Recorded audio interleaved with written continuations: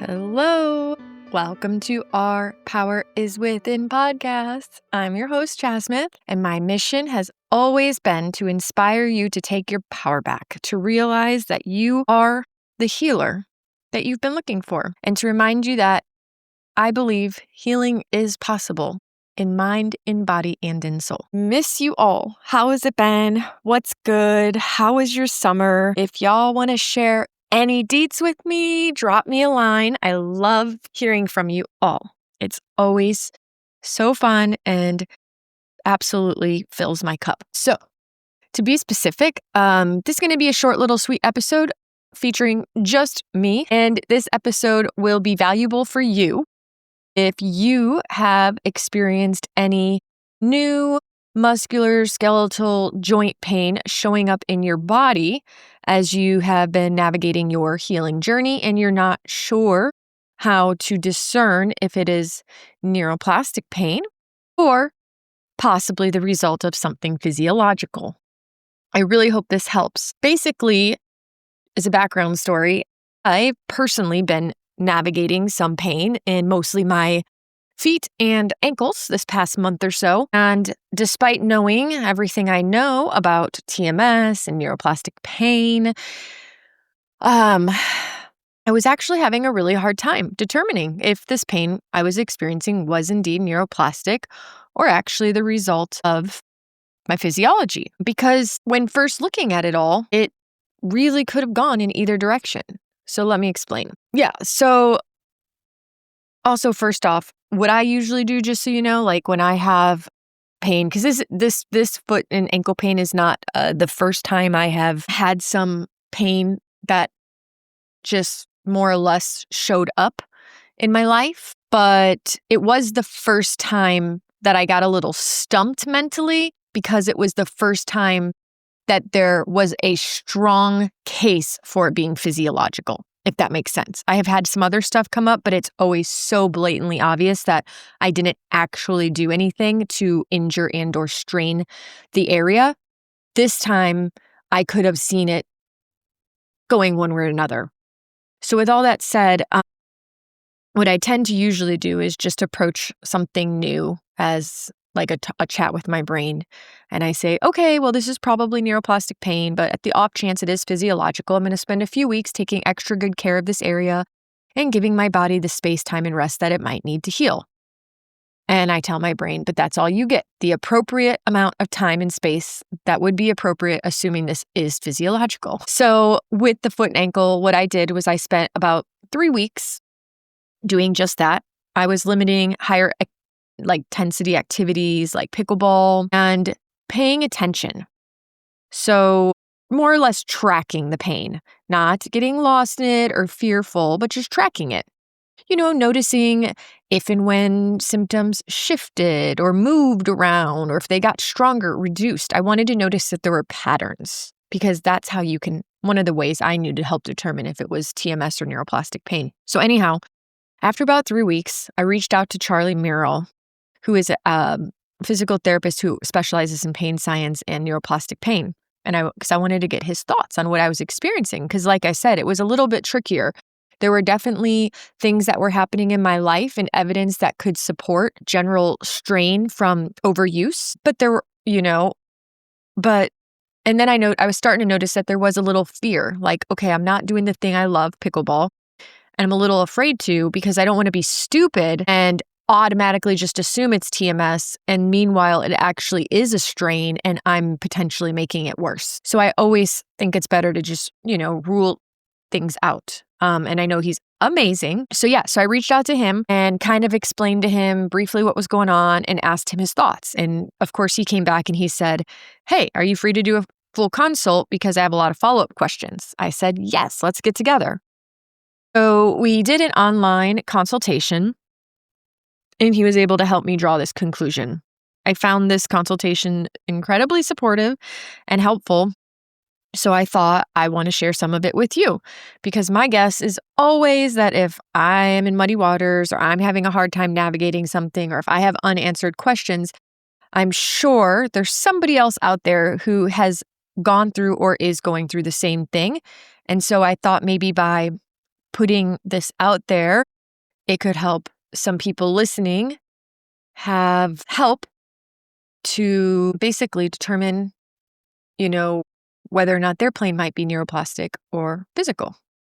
So yeah, I hope it helps you. Originally I was actually thinking about sharing the whole consult. We recorded it and I thought maybe I'll share this whole thing, but it ended up being, one, really long, and two, it did get to a point where I was needing to be incredibly vulnerable and open up about some personal stuff and feelings that also pertain to other people and situations, and I don't feel it's actually appropriate to make it available to the whole world for privacy reasons. So yeah, because I'm also committed to y'all to keep these episodes short and sweet, because then you can spend less time tuned in, more time out living life, I decided I was just going to do this highlight episode where I share some of the highlights of what I experienced, learned, epiphanies I had, and the result that Charlie and I came up with along the way in hopes that it might help you all. So, okay. What's really wild is, once again, it wasn't until Charlie started asking me the right questions that I was actually able to connect the dots to how big some of my emotional charges and stressors were that I was working through right at the time the pain started. I was so focused on the physical evidence for the pain being physiological that the emotional stuff just went right over my head, despite all the things I know about TMS and neuroplastic pain. So yeah, that's the thing, is there was a lot of physical, I don't want to say the word evidence, but there was a lot of stuff happening in my physical world that could have been adequate. How do I want to say this? It could have been strong enough evidence that I did indeed physically strain myself or upset tissue, muscular tissue in the foot and ankle, right? So that's kind of where I was at. Initially, I thought, oh, it's TMS. But then after like a week, I thought, oh my God, what if I'm actually being really stupid here and it's not TMS and I'm totally overdoing it? Because there was a lot of things that picked up. Like I literally went from 0 to 100 overnight and increased a lot of activity. And then I took on extra shifts at work. So I was placing this higher demand on my body. A lot of us, I'm highlighting this because a lot of us have something like that and we automatically go to, oh, then it must be physical. Look I have an explanation. Here it is. And we totally bypass addressing the emotional side. So I digress. Getting back to Charlie in this consultation, he was asking me about life stressors and experiences. And as I was chatting with him, it helped me to really connect the dots to this very big emotional charge I was feeling inside my, mind and body. At the same week, I started having an increased intensity of pain. And he helped me see that the connection and how the very first moment I felt pain, before that pain came a fearful thought. I should turn around. This might be too much stress on my ankle and I don't want to get hurt. And then it made me remember how I hear people all the time talk about how, oh yeah, walking on soft sand is really hard on your ankles and your Achilles and blah, blah, blah. So of course I'm out walking on soft sand and I have this thought, I should turn around. I don't want to get hurt. And I hadn't even realized how powerful that thought could be, right? Okay. So then combine that thought with, I'm surrounding myself with a much older demographic lately at pickleball. And I often hear comments like, oh, just wait till someday, followed by plantar fasciitis and torn Achilles and this and that, right? And I always kind of blow it off and laugh it off, but it's still being planted as a seed into my psyche. Okay, so what happens is then I'm in this ankle pain and now I go, great. Now my ankle is really hurt and now I have to still go to work and I work on my feet every day, which means I'm never going to get the rest I need to heal. And this is just going to get prolonged. So see now how I'm already creating this story and now I'm keeping my brain stuck in this loop, right? I've already decided I have a hurt ankle. I have an injured ankle and I don't get to rest because my job requires me to be on my feet and this is going to prolong my healing, accompanied by feeling a lot of other emotions around that, because that meant, well, if I have to work because it's my livelihood and it pays my bills, then I need to rest in other ways. So I have to stop doing all the things that bring me joy, like pickleball and exercise. So Charlie had pointed out to me this concept of DIMS and SIMS, he called it, danger in me and safety in me, and helped me see how all of these fearful thoughts that I had accompanied, internally, and then the thoughts from other people, these were all the DIMS, the danger in me messages that I was sending to my brain, creating a loop, a feedback loop. Hopefully this makes sense. Okay, so what does Charlie want to do? He wants to obviously have a conversation. He wants to know about actually how everything came up. What was I thinking? What was I feeling? Were there any emotional stressors? Anything's happening in my life? And, we can get a good idea of the potential that this could be neuroplastic, but let's also rule out the physiological aspect. And he has that PT component, that PT background. So we did do a physical exam, a little bit more challenging via Zoom, but we made it work, which was awesome. And we checked off all the things that he would, check on me in person to determine whether or not there was a presence of a physiological concern. In the end, we decided that there were definitely some things that I could do that would really support my body structurally so that I can improve some aspects to be my very best in my physical fitness athletic endeavor. However, these were simply areas that I could improve, not fix. It wasn't, oh, I'm broken, I need to fix myself, this must be the source of my pain. It was more like, well, that's definitely not the source of your pain, but hey, while we're doing this assessment, we realize there's some areas that you could improve and work upon if you would like, because you care about your fitness, right? In the end, however, all roads led to neuroplastic pain for me. Well, it wasn't obvious on my own when it initially started. It became incredibly obvious by the end of our conversation.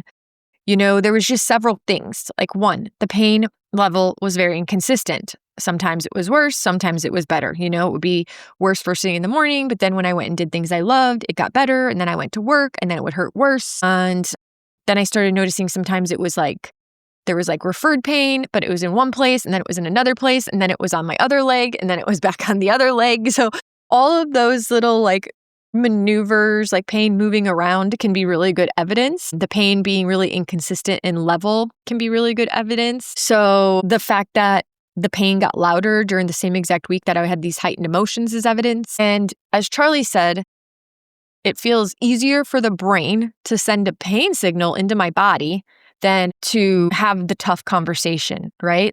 It's easier to send this pain signal and stop my body from being able to do something I love, like pickleball, rather than, me go and have a hard conversation with somebody where I have to stand up for myself. Light bulb moment. Stand up for myself. Foot pain. Get it? I mean, it's so connected. Louise Hayes says that foot ankle pain is often related to feeling stuck or a feeling like you can't move forward or you made the wrong decision or something in life we can't stand. And so I think I can't stand this situation in my life and now my foot hurts. Whew, mind blowing. It's I know this stuff, but sometimes even when you know things, you still need somebody to help bring you back to it. All right, so anyhow, depending on how the pain started for you, it may or may not be important to do a consult with someone so that you can understand the physiology as well as the pain science. Let's give an example. Say you felt fine one day and the next day you woke up with pain. This is so classic. I fell asleep and I woke up in the morning and my neck hurt so bad or my shoulder hurt so bad and I need a new pillow, I need a new bed, I must have tweaked something, oh, I pinched a nerve. Highly improbable that we have a real physiological issue from sleeping, right? Think about that. Pain comes up out of nowhere. You didn't even do anything physical. You didn't have an injury. There wasn't an acute moment where there was a trauma to said, spot in your body. Probably neuroplastic. Pain, say you do get an injury and then 3+ months go by, but you still have pain. Most likely neuroplastic, right? But, let's say that you did increase your activity, and it's potential that there might be a strain there. Might be physiological, more than likely neuroplastic, but worth assessing, right? Worth like getting some help from somebody, or at the very least, jumping onto Charlie's website and doing his 33-question quiz that he has to help people navigate whether or not their pain in their musculoskeletal system is indeed neuroplastic or physiological. So you can reach out to him or someone else who is trained to support you to do this kind of inquiry and validate your experience. Sometimes just hearing from a trusted source that it's like nothing to worry about can really take that edge off. So that's kind of the experience in a nutshell, some of the highlights. Something that I do also want to just share that Charlie was able to help me with, not particularly related to the pain aspect, but in our discussion, I was sharing with him how I never thought I would end up with foot or ankle pain because of all the things I do to have really strong feet and ankles. And in that conversation, he was actually able to highlight to me and how this very old sneaky pattern of mine called rigidity had crept back into my life, and him actually just exposing that and showing me that I was being a little rigid in that aspect was really awesome, because it gave me permission to ease up on myself, which felt very refreshing. Thank you, Charlie. It's kind of wild how our dogmatic minds can often carry this undertone of a limiting belief that is affecting our life in ways we're not even aware of. I'm over here thinking I've been so good at not being rigid, and then I just saw some areas that I'm still incredibly rigid. So that was really cool. He kind of said, it's okay to, do things like wear barefoot shoes and sandals so that you can like really keep your feet and arches and ankles strong. And if you're going to start playing pickleball like 12 hours a week, it's also okay to wear something with a little cushion and like be kind to yourself. And I was like, yeah, you're right. Thanks, Charlie.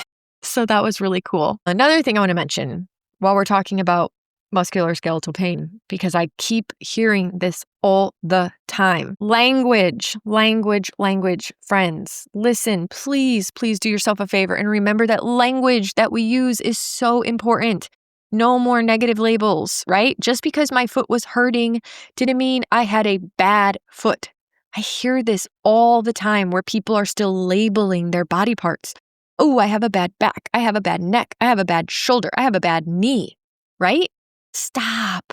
For your own good. Stop labeling it as bad, because the story we tell ourselves becomes our reality.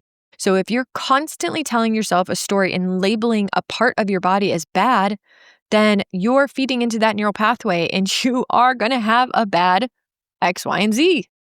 But the reality is it's rarely a bad back or ankle or shoulder as much as it's just cross-wiring an incorrect pain signal that you're stuck in. You're stuck in a loop.